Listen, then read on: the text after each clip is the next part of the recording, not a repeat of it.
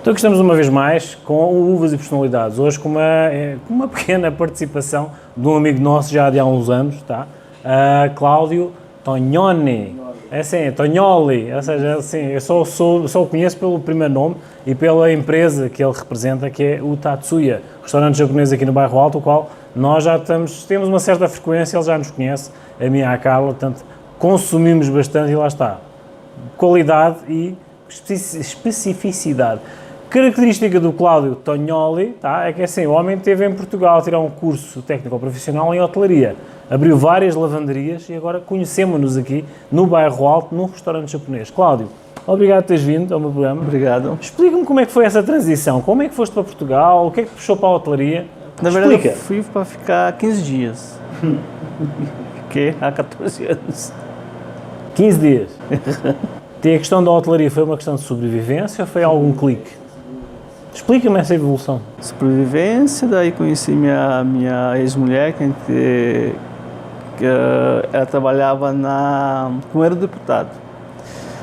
E daí procurava alguma coisa para te abrir, tinha uma lavanderia para vender, te comprou a primeira, depois comprou uma segunda, comprou uma terceira e foi. E foi uma evolução. Como é que te adaptaste à nossa mentalidade? Bem. Bem? Não nos achaste curitibanos? Um pouquinho. Quais foram as dificuldades que tu encontraste lá? Em Portugal? Nenhuma.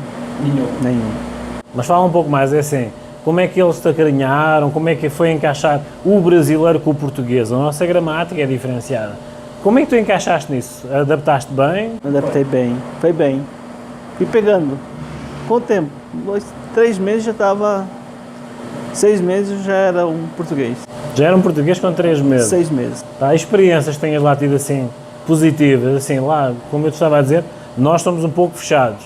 Mas assim, o brasileiro é aberto, mas assim, tu és curitibano o suficiente para te adaptares ou... Fechado, português fechado. Não, brasileiro curitibano fechado. Era bem fechado, então foi rápida a adaptação. Ou seja, viste muitas semelhanças? Muita. E depois é assim, o que é que te fez sair de Portugal? Vieste para cá? Eu vim para cá para dar um tempo, ficar uns 6 meses, 3 meses na verdade. E estou há 6 anos de volta no Brasil. Mas é assim, tu sentes saudades? O que é que... Comida, culinária. Nós temos aquela questão de dizer assim, ele sente saudades da comida, da bebida e lá está, mas aqui é muito rico em gastronomia. Mas assim, vens de uma lavanderia, tiraste o curso de gastronomia, vens para cá, abres um restaurante japonês, tá? Explica-me esses pulos, é assim, tu puxas sempre para a gastronomia, foi algum clique familiar? Explica-me de onde é que vem esse clique. Sobrevivência. Sobrevivência, sim, mas sempre a hotelaria. Sempre hotelaria. Explica-me o que é quer dizer Tatsuya. É subir. Subida, ascensão, é isso? E quem é que puxou esse nome? Foste tu? Não, foi a minha esposa, que é o nome do meu enteado. O nome do enteado chama-se Tatsuya? Tatsuya, Ascensão. Aham. E mais, conta-me lá, é assim, estás aqui há 6 anos, o Tatsuya existe aqui há... Vai fazer 6 anos. 6 anos também. Evolução, como é que tu te adaptaste a esta nova realidade? Sobrevivência. Sempre sobrevivência. Regaçar as mangas e trabalhar. Ou seja, mas esse espírito, tu tens sangue italiano? Tem. A tua esposa é? É japonesa. A japonesa, é assim. Explica-me uma coisa, Tatsuya, ascensão é o significado. Como é que tem sido o significado desse nome para esta empresa, desde o seu início, abertura e durante todo este período atípico? Como é que tem sido essa resistência? Subindo, sempre evoluindo, procurando... Tem até no Face lá, procurando os melhores ingredientes para fazer a melhor comida japonesa, sempre. Tu tens tido o apoio, digamos assim, da comunidade nipónica aqui do Bairro Alto ou tem sido muito discreto? Não, bem discreto. Então tem sido uma questão de sobrevivência? Mais ou menos isso. Diz-me uma coisa, assim, aconselha lá os jovens empresários que estão a enveredar pela tua área profissional, o que é que tu aconselhas? Muito trabalho. Mas olha para eles olhos nos olhos. Muito trabalho, muito. Das 7 da manhã à meia-noite. Então, assim, resiliência, resistência, e esse o italiano por si só já tem na veia aquele sangue de estar sempre a evoluir, sempre é uma pecinha resistente, está sempre ali com aquela persistência. O japonês, como é que é? Também, a cultura também é muito trabalhadora, muito trabalhadora. Mentalidade Europa, o japonês, a mentalidade é quase igual, quase idêntica. Diz-me uma coisa, como é que foi conversar ou adequar duas culturas? Um italiano que gosta de se expressar com os braços e o japonês que não fala. Explica-me como é que foi essa assemblagem dessas culturas. Como é que vou te explicar?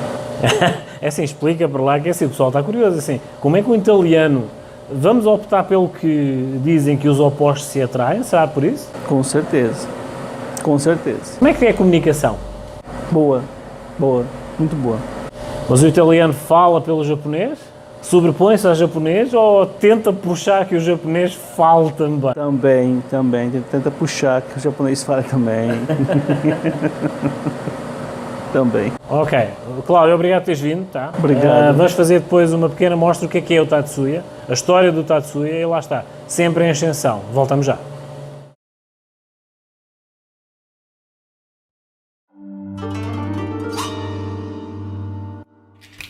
E hoje viemos visitar um local que nos apraz bastante, Tatsuya. O restaurante Tatsuya Japanese Food tem como significado tornar-se um dragão, possuir sabedoria e longevidade. O seu diretor, Claudemir Tognoni. Nesse contexto, sempre foi e será o lema do Tatsuya que da casa de que todo o esforço se mantém para se encontrarem os melhores produtos e ingredientes para criar a melhor comida japonesa. Depois de emigrar para Portugal, após uns anos retornou e fundou o Tatsuya.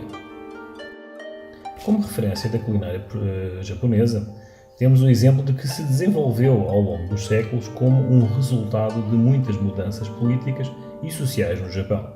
A culinária, eventualmente, passou por um processo de evolução com o advento da Idade Média, que marcou o início da expansão do elitismo com a era do domínio shogun. No começo da Era Moderna, ocorreram mudanças significativas, resultando na introdução de elementos de cultura não japonesas, principalmente da cultura ocidental do Japão.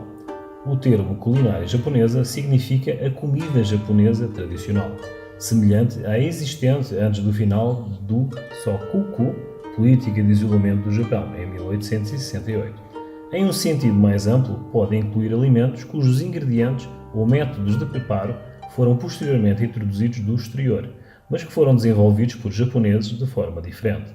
A cozinha japonesa é conhecida por dar importância à sazonalidade dos alimentos, qualidade dos ingredientes e apresentação.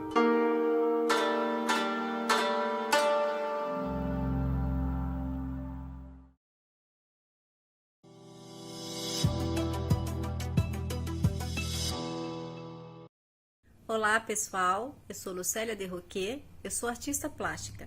Venho aqui contar para vocês que eu adoro assistir o programa Uvas e Personalidades com João Carlos Farrapa.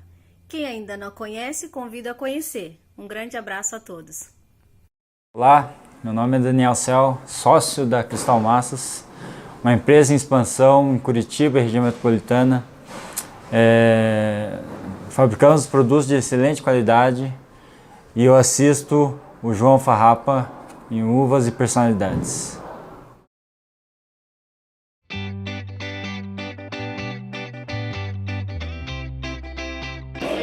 Então aqui está o Uvas e Personalidades em mais um período de degustação. Itália, França, Espanha, Portugal, África do Sul. Estamos neste ambiente de degustação aqui no Hotel Pestana e lá está. Vai haver muito conteúdo, muitas situações inovadoras, rótulos expansivos, podemos chamar assim, e lá está, muita curiosidade. Não percam então, quiçá, mais uma degustação aqui do vosso apresentador de Uvas e Personalidades, João Carlos Farrapa, aqui diretamente do Pestana Hotel. Próximas novidades, como sempre.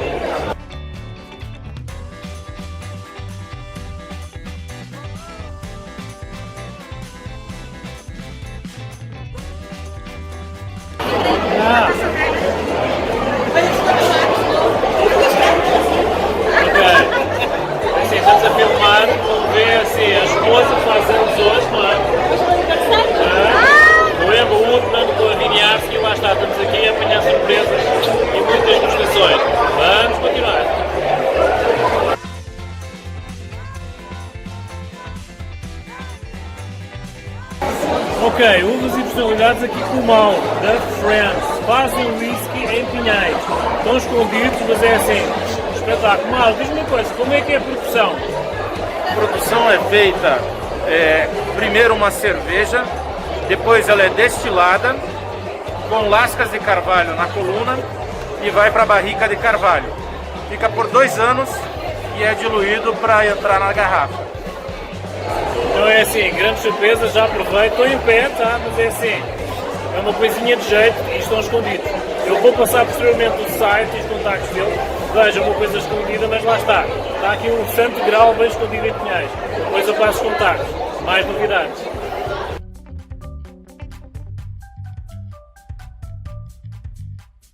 Ok, temos aqui o André de Minas Gerais com azeite. André, diz uma coisa, em Minas Gerais fazes bom azeite? Minas Gerais produz excelentes azeites. Sim, no sul de Minas nós temos azeites com a 0,1 de acidez. Sim, temos excelentes azeites. A acidez não quer dizer boa qualidade em azeite. Mas no laboratório você vai conseguir uma classificação boa. Mas o importante do azeite é você identificar a picância, o aroma, né, dos azeites. E a vontade de fazer bons produtos no sul do Brasil. Oi? E a vontade de fazer bom produto no sul do Brasil. Desculpa, não entendi. E a vontade de fazer bons produtos no Brasil. Se temos vontade de fazer bons produtos no sul do Brasil, temos, como não? O sul do Brasil hoje também tem produção de azeite de excelente qualidade, né? E nós, de Minas, estamos tentando chegar na qualidade de vocês do sul. E estamos próximos, se não igual. Sim, o azeite do sul é muito bom.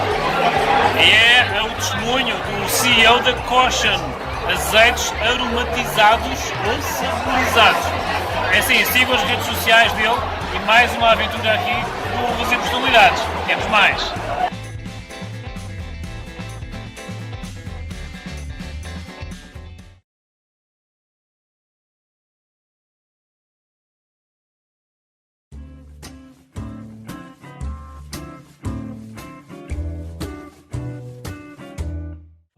Vamos então falar de duas situações. Primeiramente, hoje temos um rótulo que é o Allegro, tá? O Allegro, que é uma uva moscatel da vinícola Bettiato. Então, duas situações diferenciadas. Vinícola Bettiato. Estamos a falar de uma vinícola que no final do século XIX veio o Sr. Bettiato da Itália com o espírito empreendedor de investir na plantação de vinícolas, na plantação de vinhas, perdão, para fundar uma vinícola em Francisco Beltrão, aqui no sul do Brasil. No caso, estamos a falar de uma questão de empreendedorismo, tá? Um italiano, que de alguma forma em 1960 houve uma união entre duas famílias, a Bettiato e a Brocardo, que juntaram todo aquele conhecimento que traziam da Europa e das suas gerações anteriores e aplicaram esse conhecimento na produção de vinhos de qualidade, tá? Que já se demonstra essa amplitude desse conhecimento perante todos os rótulos que já estão em expansão. Inicialmente foi em Francisco Beltrão, mas já se encontram aqui em Curitiba com uma grande perspectiva de mercado de amplitude. Isto no caso do rótulo. Tá? Grandes esforços da parte da empreendedora, empresária e produtora Cátia Bettiato, que se tem de alguma forma proposto a desenvolver e a manter essas raízes culturais e todo aquele know-how dos ancestrais, digamos assim, italianos, perante esta produção vinícola, que é uma questão de herança, como eu costumo dizer. Agora vamos falar da uva, para não complicar. Estamos a falar de uma moscatel, ou moscato. Muitos de vocês já a conhecem, mas é assim, tem uma história muito interessante. Crê-se que há 5.000 anos atrás foram os fenícios que a trouxeram para a região do Mediterrâneo e passaram a plantá-la em todas as costas do Mediterrâneo e que os romanos conseguiram explorar. Na altura, os romanos deram-lhe a nomenclatura ou o nome de Pinae, ou Pine em latim. Nada mais é que uma tradução que eles disseram que está registada nessa nomenclatura de Pine, ou Pinae, em latim, aquilo que as abelhas gostam, aquela que as abelhas gostam. Ou seja, é uma uva doce que, a partir do momento em que começa a amadurecer, as abelhas são atraídas pelo cheiro desse açúcar próprio da uva que está a ficar condensado e concentrado quando elas amadurecem. Estamos a falar de um vinho, um moscato ou moscatel, no caso, é feito para frisante, tá? Tem uma injeção de gás carbónico, QB, quanto baste, para que o faça de alguma forma refrescante, tá? Para que disfarce um pouco desse açúcar saturado. Não é um vinho doce, tá? Não estamos a falar de um vinho licoroso, absolutamente. É uma uva muito sensível, muito subtil, tá? Em que o gás carbónico vai ajudar a que seja um espumante com uma personalidade própria. Estamos a falar aqui no caso de gradação alcoólica de 7.7, tá? É um vinho muito subtil. Há quem use na harmonização de bivalves, estamos a falar de marisco com casca, ou camarão, ou um peixe, mas também muito utilizado para entradas, tá? Finger foods, pequenos aperitivos, ou também para finalizar o jantar. Geralmente, culturalmente, há muitas populações, muitos povos, digamos assim, que utilizam no final de uma refeição um digestivo, como eu costumo dizer. Para quem não quer uma bebida muito estruturada, uma cachaça, um licor, um porto, um conhaque, geralmente pode querer uma coisa com gás carbónico, mas que acompanhe a sobremesa. No caso, o moscatel acompanha sempre nozes, damasco, o vosso pinhão aqui do sul do Brasil, mas também muitos frutos secos que acompanham esta bebida exatamente para fazer uma sobremesa. Sobremesas leves, uma mousse de maracujá vai muito bem um moscatel, exatamente pela questão de ser um frisante adocicado, tá? Mas com gás carbónico, com 7 graus de álcool, vai muito bem para uma finalização e vai casar muito bem com o final desse menu que se quer familiar. Estamos a falar de umas entradas, que encaixa bem. Há quem o tome durante a refeição, é uma questão de opção, mas geralmente quem coma ou esteja a pensar em fazer uma salada, um marisco sem grandes condimentos, sem grandes estruturas a par, com molhos, etc., vai bem na entrada, durante a refeição principal e também na finalização com a sobremesa. Portanto, estamos a falar de um vinho com uma estrutura ideal para refeições medianas, digamos assim, ou abaixo da média, sem grandes estruturas, sem grandes gorduras, sem grandes molhos, mas um bom casamento para uma refeição leve, entradas ou sobremesas. Referências finais, geralmente o que eu costumo dizer é assim, quer-se descomplicado, não vejam o rótulo, vejam a uva. Tem sempre uma referência da uva, aqui no caso moscatel, tá? Vem o rótulo, tem toda uma estrutura e uma simbologia própria da vinícola, vem a identificação do rótulo perante o número de unidades que foram produzidas ou um significado especial, vem o nome da uva e vem o nome da vinícola. Grau de álcool, aqui no extremo, com o conteúdo de 750 ml. Referências à vinícola e sempre, para descomplicar, tem a questão do contrarótulo. Vem sempre uma informação de uma sugestão, tá? Que se quer na questão de harmonização. Contrarótulo vem sempre a mesma informação. Vem a parte do nome do rótulo, toda a informação burocrática, tá? E vem sempre uma sugestão de harmonização com as restantes informações de grau de álcool, sugestão de harmonização ou informação da vinícola. É um vinho redondo, tá? No caso é um espumante, frisante. Há a questão de, mas é um champanhe. Não. Há uma nomenclatura própria feita pelas instituições mundiais de que só se chama champanhe ao produto produzido na região de Champagne, em França. Tudo o resto vai ser espumante ou frisante, exatamente por uma questão de nomenclatura autorizada e com direitos autorais. Então, resumindo, é assim, é um vinho espumante, frisante, leve, de fácil casamento com harmonizações leves e redondo. Vejam a uva, tá? Vejam sempre a uva. E é uma questão de fácil aquisição, é um vinho acessível, tá? É um vinho acessível, uva acessível, encontram-se rótulos de variados países e façam essa experiência para ver as diferenciações de país para país.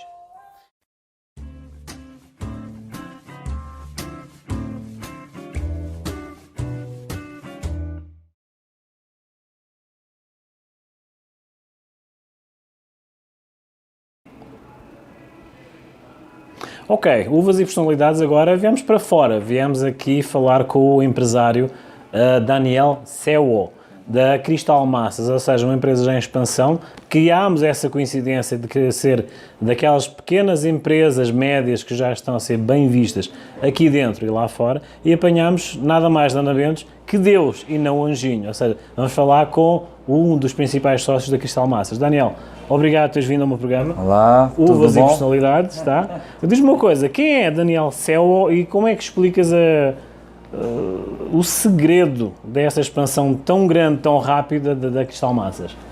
Então, Daniel é um sonhador e a gente está em uma fase de expansão sempre com muita qualidade, né? Então, esse sempre foi o nosso foco, né? Sempre dando ênfase à qualidade. Então, sempre os nossos produtos são bem vistos, quem experimenta ele sempre quer de novo, quer de novo, quer de novo. Então, esse que é o nosso segredo. Diz-me uma coisa, tu és japonês. Japonês. Ok. Aham. Como, tu podes dizer Excelente. que houve uma perfeita harmonização entre a gastronomia italiana com o toque da massa e da exigência técnica que o japonês tem no trabalho? Então, o pastel em si, que é o nosso carro-chefe, vem vem da cultura oriental. Eu não sei porquê, mas aqui no Brasil o pastel está ligado ao japonês, né? Né? E essa parte tecnológica ajudou bastante para a gente modernizar a fábrica, para a gente modernizar a produção, né? Então, tudo isso aí já casou bem certinho, como você falou, e graças a Deus a gente está numa fase muito boa. Essa expansão, tu estavas a dizer assim, foi de um sonho. Tu és apologista da frase de que o homem sonha e a obra nasce? Sim, claro. Então é assim, estamos a falar de uma coisa que já veio dos teus pais, correto? Sim, Ou seja, claro. já é hereditário esse know-how de mexer com a mão na massa.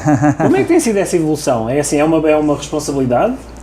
Então, essa parte de massa aí vem desde o meu avô. Meu avô já fazia a massa, né? Meu pai também começou com essa parte de massa de pastel, principalmente, né? E daí eu peguei para industrializar, né? Para as massas chegarem nas mãos do pessoal, né? Das pessoas que precisam realmente, né? Se tem uma necessidade, a gente fez chegar a eles essas massas. Ou seja, as pessoas têm necessidade e tu ofereces qualidade, correto? Com certeza.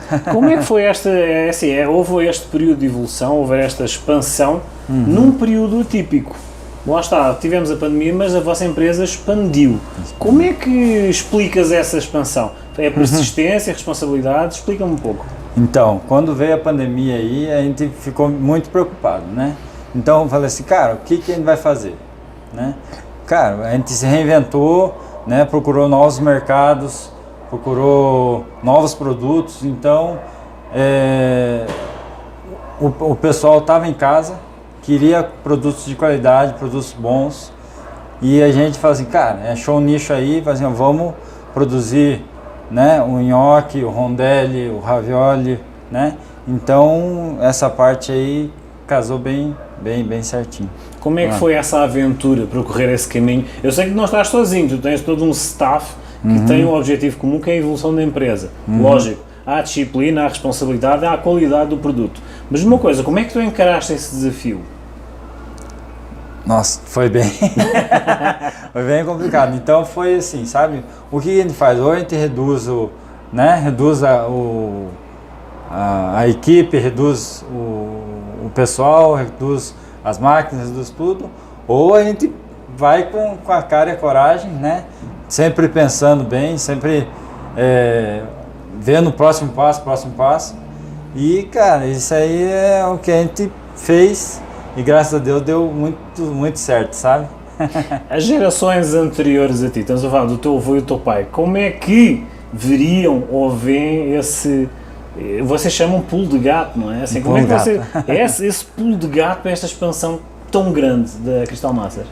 Então, a cultura japonesa, ela sempre teve um quê, né, com esse crescimento, com um negócio assim, mas sempre o que eu, tá bom já o que eu tô fazendo, nunca galga muito mais coisa assim, sabe?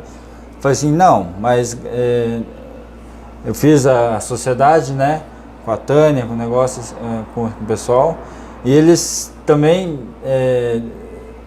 são junto com a gente, assim, sabe? O mesmo pensamento, mesmo... São lutadores. Então, cara, um vai dando força para o outro, então deu bem certinho. Um casamento perfeito. Um casamento perfeito. Então, provavelmente graças à sociedade, né, a Tânia, a gente chega num patamar, um vai dando força para o outro e a gente chega onde a gente quer chegar, né? Ou seja, é o equilíbrio, ou seja, entre os opostos. Exatamente. A Tânia é totalmente o oposto de ti. O oposto. Então isso aí casou bem certinho, né? Então a gente tem o mesmo objetivo e deu muito certinho. Diz-me uma coisa, o jovem empresário que esteja na área de gastronomia ou de produtos de consumo para a gastronomia, tens algum conselho para lhes dar? Olha para lá e diz, qual é o conselho que dás a essa nova geração? O conceito é assim, não tenha medo, né? Vá trabalhando, trabalhe persistentemente e que o resultado sempre chega, né? Você trabalhando com foco, aonde você quer chegar, cara, trabalhe, que o resultado vai vir. Então é assim, eu posso considerar um samurai das massas? Com certeza. Agora é assim, agora para finalizar eu geralmente faço sempre uma pergunta mais intimista, tá? Uma pessoa que conhece o Daniel pela primeira vez, como nós, como aconteceu connosco, a pessoa quando fala contigo ou conhece a ti como pessoa, o que é que elas leem nos teus olhos? Honestidade e sinceridade. Um samurai. Daniel, é assim, fala. Não tenho nada. Honestidade, assim, mas agora é assim, diz-me uma coisa, as tuas redes sociais, vão passar aqui por baixo, no rodapé, tá? Vejam Crystal Massas, vejam as redes sociais, é assim, um exemplo de uma grande expansão, podemos dizer que estás internacional, não? Quase, a gente já está com planos aí para exportar aí para esse ano ainda. Nós vamos fazer a nossa parte a nível internacional, porque assim, as últimas indicações foi mais de 100 mil pessoas a verem o nosso episódio, tanto aqui como lá fora. Quem nos conhece vê que as nossas redes sociais estão a fazer esse estrago. Tá? Portugal está nos nossos planos, um dos primeiros. Eu não disse nada, tá? É o homem que está a dizer, tá? Ok, obrigado por terem assistido. Daniel, muito obrigado por esta entrevista. Muito obrigado, João. Tudo de bom. E vejam obrigado, pessoal. O samurai das massas.